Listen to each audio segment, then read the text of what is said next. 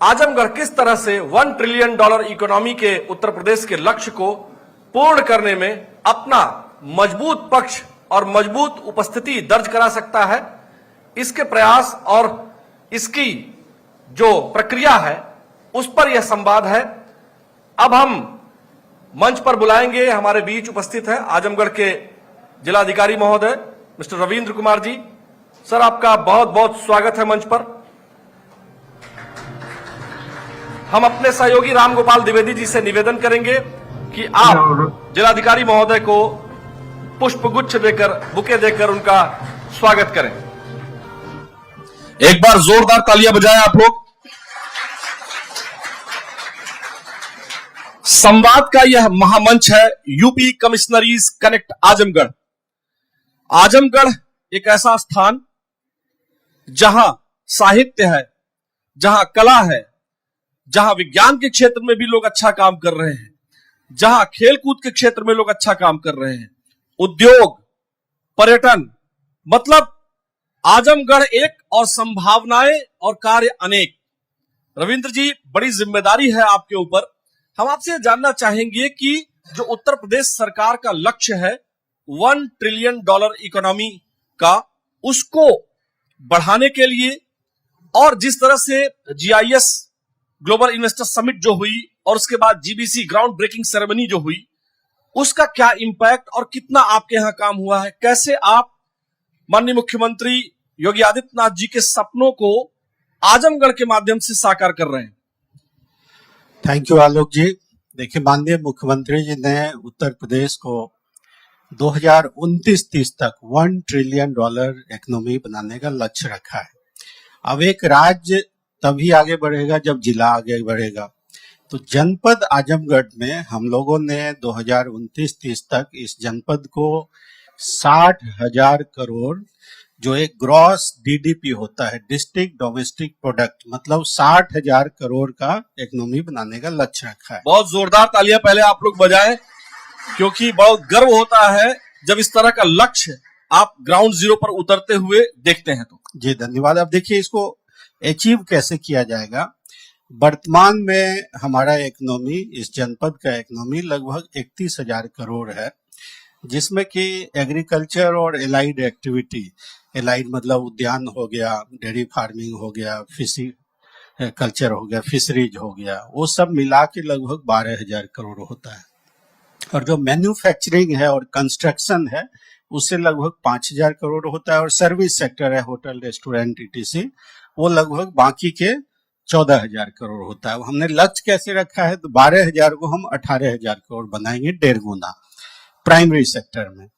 जो सेकेंडरी है उसमें अभी ह्यूज स्कोप है, चूंकि यहाँ कोई बड़ी इंडस्ट्री नहीं है, उसको हम लोगों ने 3 गुना रखा है, मतलब 5 से 15,000 करोड़। और टर्शियरी जो सर्विसेज सेक्टर है थोड़ा डेवलप हुआ है, क्योंकि यहाँ अच्छे स्कूल हैं, रिलेटिवली अच्छे स्कूल हैं, अच्छे होटल्स, रेस्टोरेंट हैं, और कुछ अन्य ट्रांसपोर्टेशन में भी, थोड़ा डिजिटल सर्विसेज में भी काम हुआ है। तो इसको हम लोगों ने ऑलमोस्ट दोगुना, मतलब 14,000 से 27,000 करोड़ का लक्ष्य रखा है। कैसे अचीव करेंगे, तो मैं एक एक करके उदाहरण दूंगा। बिल्कुल। देखिए, उत्तर प्रदेश सरकार का कृषि सांख्यिकी और फसल बीमा का जो डेटा है, उसके अनुसार जनपद आजमगढ़ में सबसे ज्यादा ग्रेन प्रोडक्शन होता है पूरे प्रदेश में। यहाँ के किसान इतने मेहनती हैं, उसको थोड़ा रीडायरेक्ट करेंगे कि नॉर्मल अनाज के बदले हम लोग दलहन और तिलहन पर फोकस करेंगे। और हमारी कोशिश रहेगी कि हर एक ब्लॉक में ना हो तो कुछ ब्लॉक में ही सही, आपको food processing industry, ware house और कोल्ड स्टोरेज आ जाए, तो अब आपको लगता होगा कि हम अचीव कर सकते हैं। पिछले 1 से 2 साल में हमारा जो फिश प्रोडक्शन है, आप लोग भी जानते होंगे कि काफी बढ़ोतरी हुई है, लगभग 1.25 गुना बढ़ा है। और इस तरीके से हम लोग, फसल हो गया, डेयरी में मिल्क प्रोडक्शन तो होता है, कलेक्शन और उसका चिलिंग नहीं है। यहाँ भी पराग डेयरी है, लेकिन मैन पावर की कमी है। तो इस सब को फोकस करके हमें लगता है कि हम लोग 12,000 से 18,000 पहुंच सकते हैं। सेकेंडरी में यहाँ कोई बड़ी इंडस्ट्री नहीं है।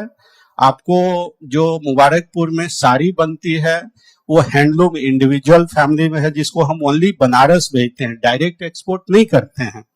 हमारी ओडीओपी जो ब्लैक पॉटरी है अभी साउथ इंडिया और वेस्ट इंडिया में जाता है, विदेश में भी जाता है, लेकिन उसको इनलार्ज करने की जरूरत है। अगर इस सेक्टर में काम करें तो शायद आपको लग रहा है कि बढ़ने की बहुत चांसेज हैं। जो टर्सरी सेक्टर में हमने होटल रेस्टोरेंट की बात कही, यहाँ स्पोर्ट्स की और टूरिज्म में ह्यूज स्कोप है। टूरिज्म में आपको मालूम है तमसा के किनारे 3 आश्रम है, आपको बताने की जरूरत नहीं है। अभी यहाँ पर्यटन अधिकारी महोदय यही बात बता रहे थे थोड़ी देर पहले नवीन जी, कि किस तरह से जिलाधिकारी महोदय ने हम लोगों को प्रेरित किया और टूरिज्म सेक्टर को बहुत तेजी के साथ उन्होंने ट्रेनिंग वगैरह की भी बात की और तमाम सारे प्रोजेक्ट्स पर बात की। हम आपसे जानना चाहते हैं कि जो एम्प्लॉयमेंट सेक्टर है, क्योंकि बड़ी आबादी आजमगढ़ से पलायन कर जाती है, जो हमारा टैलेंट है, जो हमारा क्राफ्ट है, जो हमारे हाथ की कला है, जैसे आपने बताया ब्लैक पॉटरी, जैसे साड़ी का आपने बताया, लेकिन ये लोग पलायन कर जाते हैं। उसके बाद जो हमारे होटल इंडस्ट्री से जुड़े हुए भी लोग हैं, यहां सीखते हैं, थोड़ा ट्रेंड हो जाते हैं, उसके बाद वो विदेशों में चले जाते हैं। तो हमारा जो टैलेंट है उसको एम्प्लॉयमेंट यही मिल जाए और एम्प्लॉयमेंट जनरेशन बेहतर हो, उसके लिए क्या कर रहे हैं? देखिए, ये बात आपने भी स्वीकार किया कि यहाँ टैलेंट की कमी नहीं है, लोग बाहर चले जाते हैं। अब उनको यहाँ रोका जाए तो क्या किया जाए? मैं स्पेसिफिक एग्जांपल दूंगा। आज अभी मैं इस कार्यक्रम के 1 घंटा पहले बृहद रोजगार मेले में था इस जनपद में, जहाँ की 53 कंपनी भारत के विभिन्न कोने से आई थी और उनका वैकेंसी लगभग 6000 से ज्यादा था। जो हमारे समय तक बच्चों ने पार्टिसिपेट किया था, पार्टिसिपेंट ने लगभग 10,000 लोगों ने किया था। अगर यहाँ पे रोजगार मिलेगा तो लोग बाहर क्यों जाएंगे? दूसरा उदाहरण, अभी सीएम युवा उद्यमी विकास अभियान में जनपद आजमगढ़ टॉप पे चल रहा है, क्योंकि पूरे प्रदेश में सबसे ज्यादा युवाओं को लोन हमने दिलवाया है। लगभग हमने मतलब जिला प्रशासन ने लगभग 3,500 युवाओं को लोन दिलवाया है। वो लोन काहे के लिए है? स्वरोजगार के अवसर के लिए। तीसरा उदाहरण, यहाँ महिला सशक्तिकरण आपको एसएचजी में मिलेगा, स्वयं सहायता समूह में। लगभग 18,500 स्वयं सहायता समूह इस जनपद में है, जिसमें कि 2.25 लाख से ज्यादा महिला शक्ति उसमें पार्टिसिपेट कर रही हैं। उनको हमने इकोनॉमिकली जो है सशक्त करने की योजना बनाई है। लगभग 1 लाख से ज्यादा महिलाओं को हम लोगों ने लखपति दीदी बनाने का लक्ष्य किया। लखपति दीदी का मतलब है कि उनका एनुअल इनकम 1 लाख से ज्यादा, और अभी तक 60 लाख उसमें हो भी गई हैं। तो एक तरफ जहां हम किसी कंपनी या अन्य फर्म में उनको लोकल में रोजगार देने की बात कर रही हैं, वहीं हम उनको सेल्फ एम्प्लॉयमेंट देके एम्प्लॉयमेंट जनरेट करने की बात करें। जब ये दोनों होगा तो लोग टैलेंट का यही यूज करेंगे, फिर बाहर जाने की जरूरत नहीं है।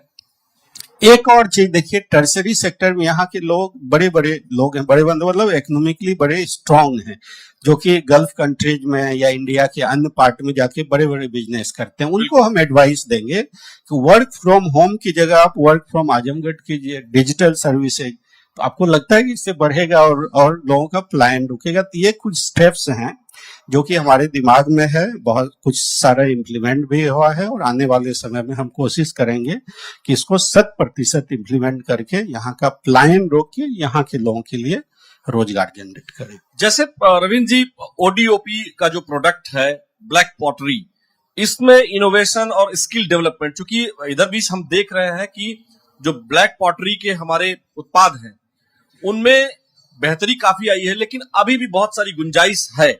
उसको लेकर के स्किल डेवलपमेंट किस तरह का है, और इनोवेशन ब्लैक पॉटरी के क्षेत्र में हमारा प्रोडक्ट वही रहे, लेकिन उसका और बेहतरी उसमें क्या हो सकती है, उसके लिए क्या प्रयास कर रहे हैं? देखिए, किसी भी सेक्टर को अगर गवर्नमेंट प्रोत्साहित करना चाहती है तो सबसे पहले जरूरी है उनकी जो दिक्कतें हैं उनका सॉल्यूशन करना। जैसे मेरे पास जब वहाँ के ब्लॉक पॉटरी के प्रोड्यूसर आए थे कि हमें काली मिट्टी नहीं मिल रही है, तो हमने तहसील से बात करके काली मिट्टी आसानी से मिले इसके लिए स्टेप्स लिया। प्रोड्यूस तो खुद कर रहे हैं, एक्सपर्ट हैं, और वो हमसे बेहतर जानते हैं कैसा प्रोड्यूस किया जाए। मार्केटिंग का इशू आता है, तो मार्केटिंग के लिए मिडिल मैन ज्यादा पैसा कमाते हैं, प्रोड्यूसर कम कमाते हैं, ये आप सब लोग जानते हैं। आज आप अमेजोन पे बेचें तो उसका जो चार्जेज है वही सिग्निफिकेंट पार्ट हो जाता है। हमने पूर्व के जनपद में एक वेबसाइट बनाई थी जिसपे कि पेमेंट गेटवे था, मतलब यहाँ के लोग उस वेबसाइट पे अपना प्रोडक्ट रखें और डायरेक्ट लोग सेल परचेज कर सकते हैं ऑनलाइन पेमेंट के माध्यम से। तब आपको लगता होगा कहीं शॉर्टकट है, तो इस तरीके से हम इनको जो ये प्रोड्यूस करते हैं उनका मैक्सिमम उनको हम दाम दिलवाएंगे, जो इनकी कठिनाइयां हैं उनका निवारण करेंगे, और टेक्नोलॉजी ये और बेहतर कैसे प्रोड्यूस करें, तो उसका सिंपल सा रीजन है कि दुनिया में ब्लैक पॉटरी और कहाँ है या पॉटरी कहाँ है, उनकी टेक्नोलॉजी से इनको अवगत कराएंगे, इनको खुद ही लग जाएगा कि कहाँ पिक करना चाहिए, राइट। तो ये कुछ स्टेप्स हैं जिससे हमारा लगता है कि ओडीओपी हमारा और भी बेहतर होगा। अभी थोड़ी देर पहले जब हम अभी एसपी साहब थे, सीडीओ साहब थे, उनसे हम बात कर रहे थे, तो यहाँ गाजर के हलवे की बात हुई, जो ओडीओसी, वन डिस्ट्रिक्ट वन क्यूजीन, दोनों की फिटनेस बहुत बढ़िया थी। तो मैंने उनसे पूछा कि गाजर का हलवा खाया कि नहीं खाया। तो आपसे हम ये जानना चाहते हैं कि ये जो हमारे आजमगढ़ का गाजर का हलवा है, वन डिस्ट्रिक्ट वन क्यूजीन में आ गया है, क्योंकि माननीय मुख्यमंत्री जी का ये प्रयास है। उन्होंने अभी थोड़े दिन पहले ही इसका जिक्र किया था कि ओडीओसी यानी वन डिस्ट्रिक्ट वन क्यूजीन होना चाहिए, एक व्यंजन होना चाहिए जिले का, क्योंकि ओडीओपी योजना काफी सफल योजना है, हर जिले में बहुत बेहतर काम हो रहा है। हम आपसे जानना चाहते हैं कि ये जो व्यंजन है हमारा गाजर का, सफेद गाजर का हलवा, इसके लिए आप लोग क्या कर रहे हैं प्रयास? यही होगा कि हम लोग जो सपना देखते हैं, गाजर का हलवा धीरे है जो कि जल्दी खराब हो जाता है, तो हमारा गाजर का हलवा कैसे फेमस होगा? जल्दी मार्केटिंग और जल्दी उसका ट्रांसपोर्टेशन, रास्ते में वो जल्दी खराब ना हो उसके लिए सुरक्षा। तो उसके लिए जो भी यहाँ के जो बनाने वाले हैं, चाहे रेस्टोरेंट हो या होटल्स हो, उनको हम सहयोग प्रदान करेंगे। और इम्पोर्टेंट बात है कि ऐसे कुछ अगर रेस्टोरेंट खुलते हैं या कुकिंग कोई भी कंपनी हो जो कि पैकेजिंग करके भेजती है, तो उनको जो प्रशासनिक जो भी हर्डल्स होते हैं, चाहे उनको फूड सेफ्टी से हो, अन्य लाइसेंसेज हो, तो ये सब में हम उनको सहयोग प्रदान करेंगे। और उनका बाहर मार्केटिंग हो तो उसमें कौन कौन से ऐसे खास न्यूट्रिएंट्स हैं जो कि लोगों के हेल्थ के लिए अच्छा है, तो उसका हम प्रचार प्रसार करें। तो ये कुछ बिंदु हमारे दिमाग में, चूंकि आप एक्सटेम्पर क्वेश्चन पूछे, तो ये कुछ बिंदु है जो कि हमें लगता है कि प्रशासनिक सहयोग से इनको बेहतर होगा। बाहर के लोग बाहर का हलवा क्यों नहीं खाएंगे, यहीं का हलवा क्यों खाएंगे भाई? उनको लगेगा कि सस्ता है, अच्छा है, और उससे उनके हेल्थ को कुछ बेहतर मिलेगा, तभी तो खाएंगे। इस बिंदु पे फोकस किया जाए। ये क्वेश्चन मैंने एक्सटेम्पोर इसलिए पूछा क्योंकि खाने की बात होते ही ना एक अजीब सी, मतलब रहस्यमयी तो नहीं कहेंगे, लेकिन अंदर से जो पेट के जरिए जो चेहरे पर मुस्कुराहट आती है जीभ के माध्यम से, वो अद्भुत होती है। तो इसलिए सबको खुश रखने के लिए अच्छा खाना बहुत जरूरी है, तो इसलिए हमने ये बात की। नहीं, बहुत जरूरी है। और मैं बताता हूँ कि गाजर, कैरोट विटामिन ए का बहुत अच्छा सोर्स है। बिल्कुल। और विटामिन ए से आज जितने लोगों को चश्मा लगे होंगे उनको पता है विटामिन ए से क्या होता है। सर चश्मा तो मुझे भी लगा है, लेकिन मेरा नंबर गाजर खाने की वजह से वाकई में मतलब कम हुआ है। अब दोनों में 0.25 है, तो लगभग ठीक हो गई है आंख। अब आपसे हम आगे बढ़ेंगे। तमसा रिवर की क्लीनिंग को लेकर के आपने जो प्रयास किया, वो उस पर आपको अवार्ड भी मिला है। कैसे ये सोच आई? क्योंकि तमसा नदी के किनारे यह आजमगढ़ शहर है, बड़ा खूबसूरत शहर है, चंद्रमा ऋषि हैं, दत्तात्रेय ऋषि हैं, महर्षि दुर्वासा, बहुत लोग यहाँ जिलाधिकारी रहे, सबने कुछ न कुछ अच्छा काम किया। लेकिन जो ऐतिहासिक विरासत है इस जिले की, तमसा नदी, जिनका भगवान राम से भी संबंध है, इसको कैसे आपने किया? विजन कैसे आया? देखिए, मैं और आप दोनों बाहर से हैं, अभी जनपद आजमगढ़ में बैठे हुए हैं, तो तमसा नदी के महत्व को जनपद आजमगढ़ के लोगों को क्या बताना है। अब चूंकि लाइव हो रहा है, बाहर के लोग भी सुनेंगे, इसलिए मैं कुछ लाइन बताना चाहूंगा कि तमसा नदी का एक नॉर्मल नदी की तुलना में काफी पौराणिक महत्व है। यहाँ के लोग सामने बैठे हो, उनका मानना है कि मर्यादा पुरुषोत्तम श्री राम जब वनवास के लिए जा रहे थे तो उन्होंने इसी नदी के किनारे प्रथम रात गुजारी थी। आज भी महर्षि दुर्वासा, महर्षि दत्तात्रेय और महर्षि चंद्रमा का आश्रम है। सालों भर लाखों की संख्या में लोग वहां नहाने जाते हैं, पूजा करते हैं। अब जिस पानी में आप नहाते हैं वो पानी गंदा रहे तो आप क्या जाएंगे नहाने? जहां आप पूजा कर रहे हैं उसका वातावरण गंदा रहे तो आप पूजा करने में अच्छा फील करेंगे? नहीं। तो इसी चीज को दिमाग में रखते हुए हमने लोगों के रिलीजियस सिग्निफिकेंस भी, जो उनका पौराणिक जो महत्व है उसके लिए भी हो, टूरिज्म को बढ़ावा देने के पॉइंट ऑफ व्यू से भी हमने इसके सफाई का अभियान उठाया। और जनपद आजमगढ़ में 89 किलोमीटर की लेंथ में ये चलती है, जो कि 111 ग्राम पंचायत से गुजरती है। ये काम बोले कि जिला प्रशासन ने किया है तो हमने नहीं किया, यहाँ के लोगों ने किया है। एक बार लोग अपने लिए जोरदार ताली बजाएं, क्योंकि बड़े क्रांतिकारी लोग हैं आजमगढ़ के। नहीं, ये सच्चाई है। हमने एक इनिशिएटिव लिया, उसमें यहाँ के लोगों को इन्वॉल्व किया, स्पेशली 111 ग्राम पंचायत के ग्राम प्रधान जी, अन्य हमारे सम्मानित नागरिकगण। मनरेगा से जो फंडिंग की बात थी, अब योजना जी राम जी हो गई हैं, तो उसके माध्यम से हमने आवश्यक लेबर मुहैया करवाया और एक सुनियोजित ढंग से स्टेप बाय स्टेप, साफ सफाई ही नहीं, देखिए वहां के लोगों को भी फायदा पहुंचना चाहिए, तो उसके किनारे जो सरकारी जमीन थी उसकी पैमाइश करके हमने फलदार वृक्ष भी लगाए कि भविष्य में उसमें फल आए। तो हमने लोगों से बोला कि ये तो आप ही खाएंगे भाई, बाहर के लोग तो आएंगे नहीं, तो आप ही को फायदा है, तो आप साफ कीजिए, फलदार वृक्ष लगाइए और दोनों का फायदा आप उठाइए। बिल्कुल ठीक कहा आपने। फलदार वृक्ष लगने से, ऐसे नॉर्मल वृक्षारोपण होता है जिसमें फल नहीं आएंगे तो एक बार लोग ध्यान नहीं देंगे, लेकिन फलदार वृक्ष की लोग सेवा भी करते हैं। जी जी। तो अब आपसे हम आएंगे लॉ एंड ऑर्डर पर बातचीत करेंगे आपसे जी, क्योंकि आजमगढ़ की एक छवि थी कि तमाम ऐसे लोग थे जो जमीनों पर कब्जा कर लिया करते थे, कई बार वो सरकारी जमीनों पर भी कब्जा कर लिया करते थे। तो जो मुख्यमंत्री योगी आदित्यनाथ की नीति है जीरो टॉलरेंस की, उसमें जो गैंगस्टर के मुकदमे हुए या दोषियों को जो सजा दिलाने में जिला प्रशासन का जो योगदान है वो किस तरह से कामयाब हुआ और कैसे क्राइम फ्री और ये जो भू माफिया हैं उनसे कैसे आपने टैकल किया? देखिए इसके मेजरली 2 स्टेप हैं। एक तो है कि क्राइम हुआ, तुरंत आप FIR लिखिए, दोषियों को अरेस्ट कीजिए, इसके बाद पुलिस इंक्वायरी करके कोर्ट में चार्जशीट दाखिल होती है और चार्जशीट दाखिल होने के बाद माननीय न्यायालय में उसका ट्रायल चलता है, फिर दोषियों को सजा मिलती है। जो फर्स्ट स्टेप है कि हम तुरंत FIR लिखें, उसका इंक्वायरी जल्दी हो, वो काम हम लोग पुलिस के समन्वय से कर रहे हैं। जब ऑनरेबल कोर्ट में ये ट्रायल चलता है तो हमारे यहाँ अभियोजन डिपार्टमेंट है, सरकारी वकील होते हैं, उनका मासिक बैठक होती है और उसमें परफॉर्मेंस रिव्यू होता है कि आप प्रभावी पैरवी कर रहे हैं कि नहीं। तो दोनों ही स्टेप पे हुआ है। इसके अलावा एग्जीक्यूटिव मजिस्ट्रेट का भी कोर्ट होता है जिसमें SDM, DM और ADM काम करते हैं। तो तीनों ही स्तर पे काम हुआ है। मैं आपको कुछ उदाहरण दूंगा। पिछले 2 महीने अगर हम दिसंबर जनवरी की बात करें तो इन 2 महीने में ही हम लोगों ने 29 प्रकरण में 113 व्यक्तियों के विरुद्ध गैंगस्टर एक्ट में FIR दर्ज करवाया है। 113 व्यक्ति 2 महीने में। फरवरी का अभी चल रहा है, 25 केस में हमें लगता है कि एग्जामिनेशन चल रहा है, उसमें 50 से ज्यादा अभियुक्त हैं। तो अभी मैं ये संख्या इसलिए नहीं दे पाऊंगा कि फाइनल नहीं हुई है।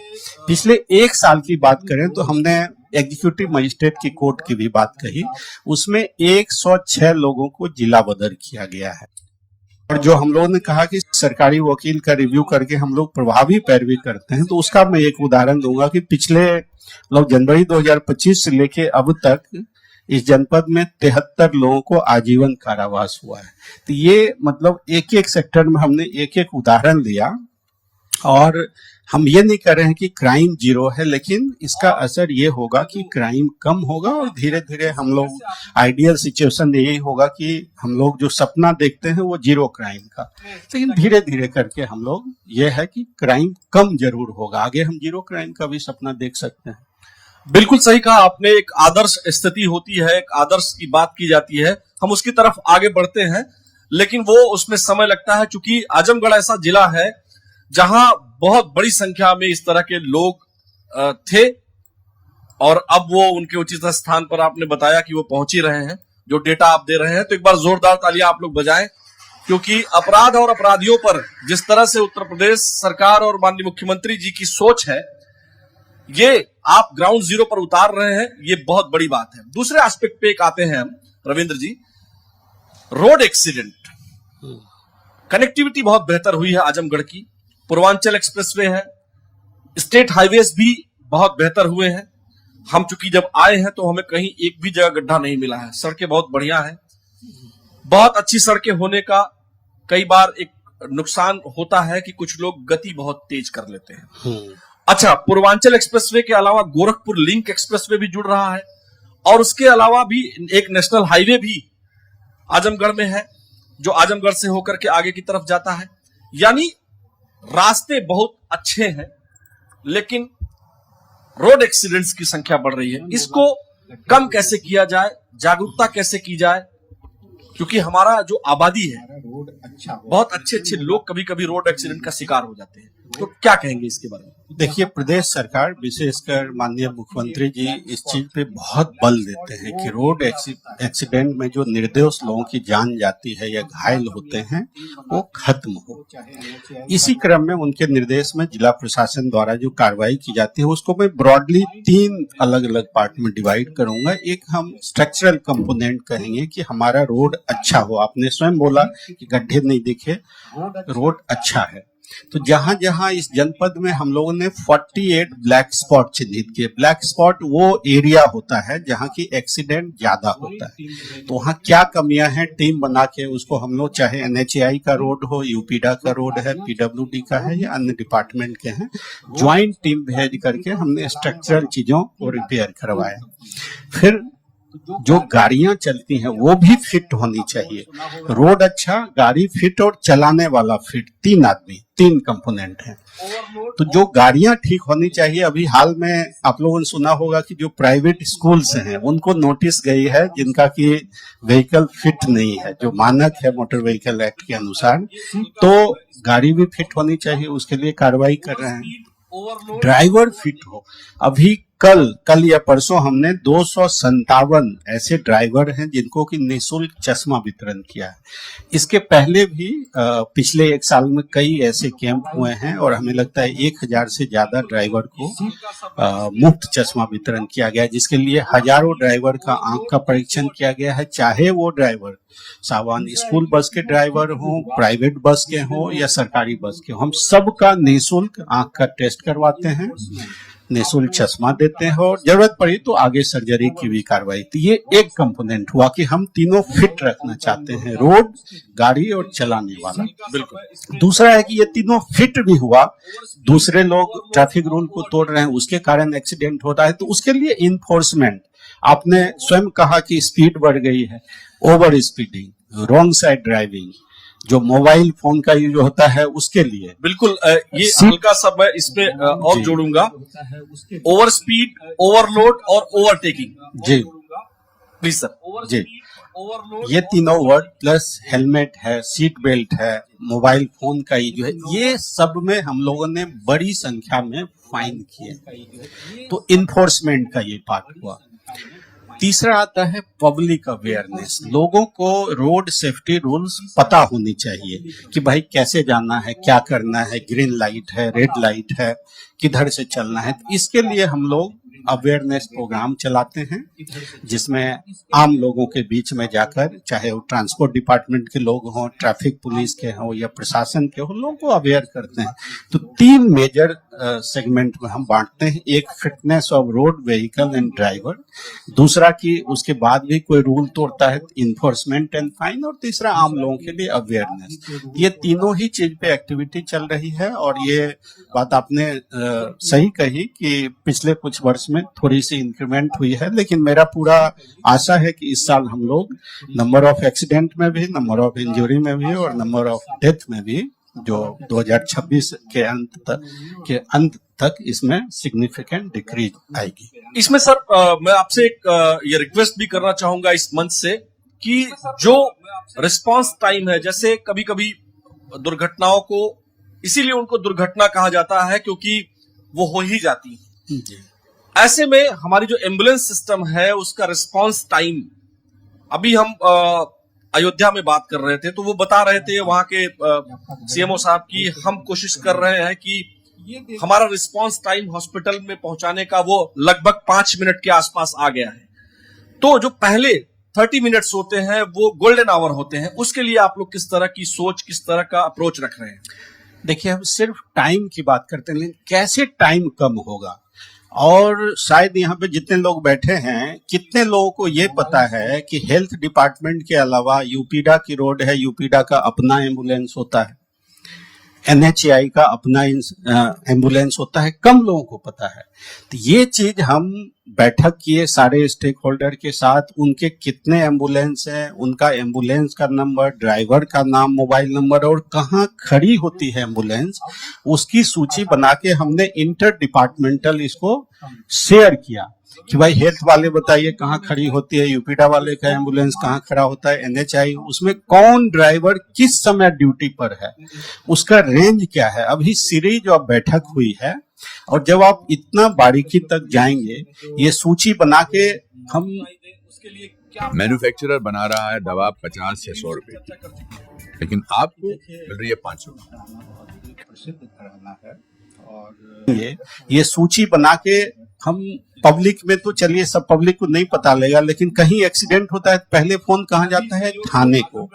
ये सारे एम्बुलेंस की सूची संबंधित थाने में हमने भिजवाया है जो उस थाने का है, ताकि किसी भी एक्सीडेंट की सूचना थाने को आती है तो तुरंत एम्बुलेंस वाले को बता सकें कि आपको यहाँ जाना है। तो इस तरीके से, इस स्ट्रेटजी से हम रिस्पॉन्स टाइम को कम करने का प्रयास कर रहे हैं। अभी हमारा ऑलरेडी 5 मिनट के आसपास है और हम इसको कम करेंगे।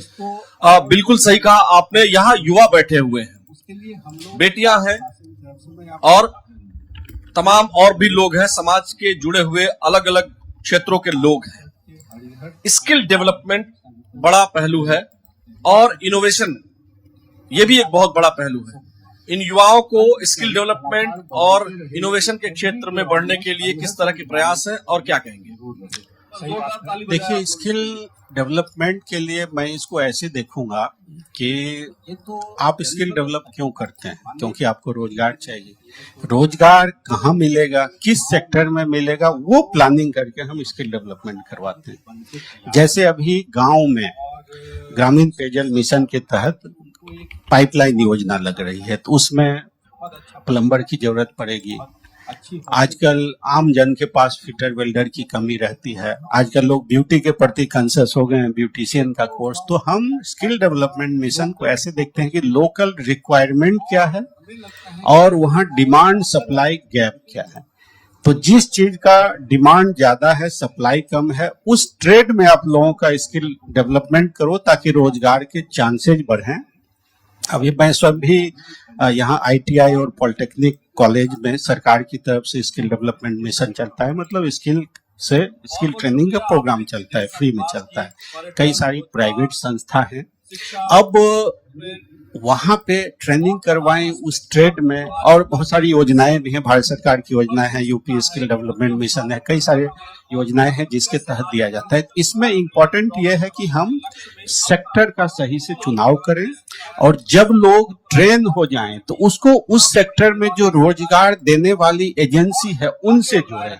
जैसे आज मैंने शुरू में बताया कि आज हम बृहद रोजगार मेला से आ रहे हैं, वहां पे हमने इन सेक्टर से जुड़े हुए लोगों को बुलाया है ताकि यहाँ जो स्किल डेवलपमेंट मिशन में जो हमारे अभ्यर्थी ट्रेंड हैं उनको वहाँ आसानी से रोजगार मिले। रविंद्र जी, प्रशासनिक स्तर पर बहुत सारे परिवर्तन हो रहे हैं, जैसे खतौनी की बात है, लेकिन अब एक घरौनी का भी कानून आया जिसमें ड्रोन मैपिंग और तमाम सारी चीजें हुई।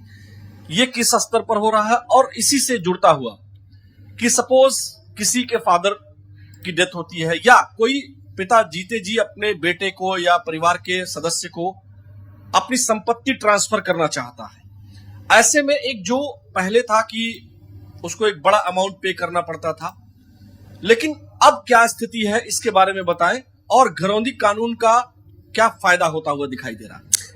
देखिए, दो एस्पेक्ट हैं। आपने खतौनी की बात की और घरौनी की बात की। खतौनी जो खेतीहर जमीन है उससे रिलेटेड, घरौनी जहां आपका घर है, आवासीय जमीन है, उससे रिलेटेड है।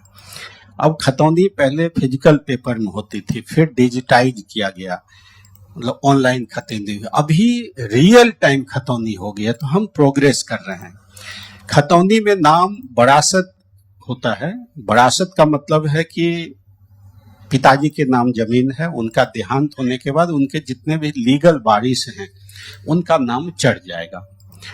एक और होता है खतौनी में नाम आना, जब सब रजिस्ट्रार ऑफिस से आप रजिस्ट्री करवाते हैं तो रजिस्ट्री की कॉपी जाती है तहसीलदार ऑफिस और वहां से फिर नाम चढ़ता है, उसको दाखिल खारिज बोलते हैं। अब हम घरौनी की तरफ आते हैं। तो भारत सरकार की योजना है स्वामित्व योजना। तो स्वामित्व योजना है कि आबादी क्षेत्र में जहां आपका घर बना हुआ है उसको मार्क किया जाता है, चौक से मार्क करते हैं, फिर ड्रोन सर्वे होता है। ड्रोन सर्वे के बाद फिर मैप बनाया जाता है। मैप का फिर वेरिफिकेशन होता है गांव में कि देखो सही से मार्क किया कि नहीं, जो ड्रोन सर्वे में सही फोटो आया है कि नहीं। उसके आधार पे फिर कई राउंड ऑफ वेरिफिकेशन है, ग्राम सभा में उसकी बैठक बुलाई जाती है, सबको दिखाया जाता है, इंडिविजुअल कंसेंट लिया जाता है, तब फाइनली जो है कई प्रोसेस के बाद घरौनी बनती है, जो कि एक सर्टिफिकेट टाइप है कि ये उसको एक सर्टिफिकेट दिया जाता है, हाँ ये आपका घर है, ये घर से रिलेटेड जमीन है। तो ये देने से मुझे लगता है कि एक तो आप देखिए डिजिटाइजेशन की तरफ बढ़ रहे हैं, फिजिकल खतौनी से ऑनलाइन और ऑनलाइन से रियल टाइम। और जो आबादी के पहले इतने झगड़े थे, घरौनी आने से काफी कुछ सुलझा है, क्योंकि लोगों को ये पता लगा है कि ये हमारा एरिया है, वो दूसरे का है। ये नहीं कि वो गया बाहर काम करने और हमने उसका भी घेर लिया। तो इससे समाज में जहां तक मेरा मानना है कि लोगों को उत्तराधिकार ट्रांसफर करने में आसानी होती है, वहीं झगड़े भी अब आसानी से सॉल्व करें होंगे, या यूं कहें कि कम होंगे। रविंद्र जी, हम आजमगढ़ में हैं और अगर हम म्यूजिकल घराना जो हरिहरपुर घराना उसकी चर्चा न करें तो बात थोड़ी कम रह जाती है। बहुत कम शब्दों में बहुत ही इसकी चर्चा हम कर लेते हैं। जो हमारा ये जो म्यूजिकल घराना है उसका प्रभाव पूरी दुनिया में दिखाई दे, सुनाई दे, उसकी मधुर गूंज सुनाई दे, उसके लिए क्या प्रयास हैं आप लोगों के? क्योंकि माननीय मुख्यमंत्री जी भी उसकी चर्चा कर चुके हैं। ये देखिए, हरिहरपुर घराना बहुत ही प्रसिद्ध घराना है और हरिहरपुर गांव हमारे आजमगढ़ जनपद के सदर तहसील में है। ये मैं आपके लिए बता रहा हूँ, बाकी सब लोगों को पता है। मैं भी संयोग से आजमगढ़ जिले का ही हूँ। अच्छा तो मुझे भी पता है। अच्छा, तो आपको भी पता है। देखिए, इसको और दुनिया में बहुत फेमस हो उसके लिए हम लोग जिला प्रशासन की तरफ से, मैं आपको उदाहरण दूंगा, कोई भी बड़े प्रोग्राम होते हैं जिला प्रशासन की तरफ से तो हम आजमगढ़ के हरिहरपुर घराने के संगीतक को जरूर बुलाते हैं मोस्ट ऑफ द ओकेजन में। अभी आजमगढ़ महोत्सव हुआ तो अन्य कलाकार बदलते रहे, लेकिन एवरी डे ऑलमोस्ट हरिहरपुर घराने के कोई न कोई जरूर रहे। सही जोरदार बात है। ताली बजाएं आप लोग इसके लिए। ये तो जनपद स्तर की बात हुई। माननीय मुख्यमंत्री जी ने हरिहरपुर घराने के लिए हरिहरपुर गांव में ही करोड़ों का संगीत महाविद्यालय बनाया है, जो कि बनके तैयार है।